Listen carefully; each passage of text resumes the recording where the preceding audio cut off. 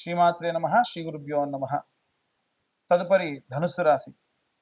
ధనుసు రాశి వారికి సంబంధించి అనుకున్న పనులు అనుకున్నట్టుగా పూర్తయ్యేటువంటి కాలం మే 15 నుండి నెలాఖరు వరకు కూడా.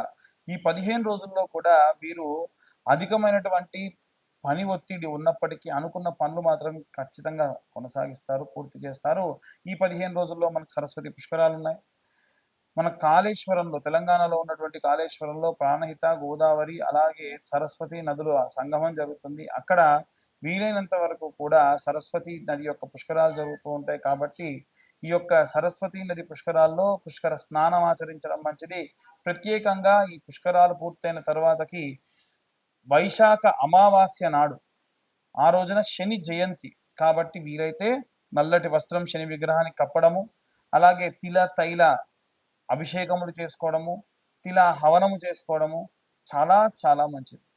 మనకు శని త్రయోదశి ఎంత పవిత్రమో, ఎంత ప్రత్యేకతో దానికంటే ఇంకా ఎక్కువ ప్రత్యేకమైనటువంటిది. కాబట్టి ధనుసు రాశి వారికి అన్ని రకాలుగా కూడా లాభాలే ఉన్నాయి. విద్యార్థి దశలో గృహిణులు, చేతి వృత్తులు, కుల వృత్తులు చేసుకునేవారు, వృద్ధాప్యంలో ఉన్నటువంటి పిల్లలు లేకుండా వృద్ధాప్యంలో ఉన్నటువంటి వాళ్ళు, వ్యాపారస్తులు, ఉద్యోగస్తులు, సినీ రాజకీయ రంగాల వారు, రైతులు, ఒక వర్గం అని కాదండి, వివాహం కావాల్సిన వాళ్ళు, వివాహం కాని వాళ్ళు, వీరందరూ కూడా ఈ పితృదోషాలు లాంటివన్నీ కూడా పోయేటువంటి సమయం ఇది. కాబట్టి ఈ యొక్క పుష్కరాల్లో జరిగేటువంటి కార్యక్రమాల్లో పాల్గొనండి, మంచి సత్ఫలితాలు పొందండి. అందరూ కూడా విషయం చెప్పేటువంటివి గోచార రీత్యా చెప్పేటువంటి విషయములు మాత్రమే. పూర్తిగా మీ జాతకం విశ్లేషణగా కావాలనుకుంటే కింద ఉన్న నెంబర్ కాంటాక్ట్ చేయొచ్చు. మీ పేరు, date of birth, time, place పంపిస్తే పూర్తి జాతకం 70 పేజీల్లో మీకు అందించడం జరుగుతుంది. 2025 రూపాయలు ఛార్జ్ చేస్తున్నాము. 3 నుంచి 4 గంటలు టైం పడుతుంది ఇదంతా కూడా చేయడానికి. ఇక రెమెడీస్ తెలుసుకోవాలనుకుంటే ఏం జరుగుతుందో చూద్దాం. అన్ని వర్గాల వారికి సంబంధించి అంటే విద్యార్థులు, గృహిణులు, ఉద్యోగస్తులు, వ్యాపారస్తులు, సినీ రాజకీయ రంగాల వారు, అలాగే విదేశాలకు ప్రయాణం చేస్తున్నటువంటి వాళ్ళు, వీరందరికీ సంబంధించి ఈ మే 15 నుంచి నెలాఖరు వరకు కూడా, ఇప్పటి వరకు మనం ఎప్పుడు కూడా మాస ఫలితాలు చెప్పుకుంటూ వచ్చాం. కానీ ఈ 15 రోజుల గురించి ఇంత విశేషంగా ఎందుకు చెప్తున్నారు అంటే, ఈ 15 రోజులు అంటే మే 15వ తారీఖు నుండి 12 రోజుల పాటు సరస్వతి నది పుష్కరాలు జరుగుతున్నాయి. అయితే మనందరికీ ఏంటంటే పుష్కరాలు 12 సంవత్సరాలకు ఒకసారి వస్తాయి, బాగానే ఉంది. ఎందుకు 12 సంవత్సరాలకు ఒకసారి వస్తాయంటే, ప్రతి నదికి ఒక రాశి ఉంటుంది. ఆ రాశి వారికి ఈ యొక్క రాశి, ఈ యొక్క నది అనుసంధానమై ఉంటుంది. కాబట్టి మనకు 12 రాసులు, 12 రాసులు కాబట్టి సంవత్సరానికి ఒక నదికి సంబంధించినటువంటివి పుష్కరాలు ఏదో రూపకంగా జరుగుతూ ఈ యొక్క 12 రాసుల వారికి కూడా ఒక్కొక్క నది పుష్కరాలు సంభావితం, అనుసంధానం అయి ఉంటాయి. దాంట్లో మిథున రాశి వారికి సంబంధించి ప్రత్యేకంగా, అలాగే అష్టమ, అర్ధాష్టమ శని ప్రభావాలతో ఇబ్బంది పడుతున్నారు. అర్ధాష్టమ శనికి ఈ మిథున రాశి వాళ్ళు ఇబ్బంది పడుతూ ఉన్నారు. తులా, వృశ్చిక రాశుల వాళ్ళు అష్టమ శని ప్రభావం వల్ల ఇబ్బంది పడుతూ ఉన్నారు. అలాగే ఏలిన నాటి శని ప్రభావం వలన ఆల్రెడీ గడిచిపోయినటువంటి కుంభ, మకర, మీన రాశుల కుంభ, మకర, మీన రాశుల వారు ఇలా ఇబ్బంది పడుతూ ఉన్నారు. అలాగే మేషరాశి వారికి ఈ యొక్క ఏలినాటి శని ప్రభావం రాబోతుంది. కాబట్టి ఈ శనిగ్రహ ప్రభావం వలన ఇబ్బందులు పడుతూ ఉన్నారు. అలాగే ఈ సరస్వతి పుష్కరాలలో ఎందుకండి మేము సరస్వతి పుష్కరాలు ఏ పుష్కరానికైనా వెళ్ళి ఎందుకు చేయాలి అని అడిగితే, సరస్వతీదేవి పుష్కరాలే కాదండి, ఏ పుష్కరాల్లో అయినా సరే మన పితృదేవతలకు ఏమైనా తర్పణాలు విడిచిపెట్టినా, పిండ ప్రదానాలు చేసినా, ప్రత్యేకంగా పితృదోషాలుంటే అవన్నీ కూడా పోతాయి. ఏమవుతుంది పితృదోషాలుంటే?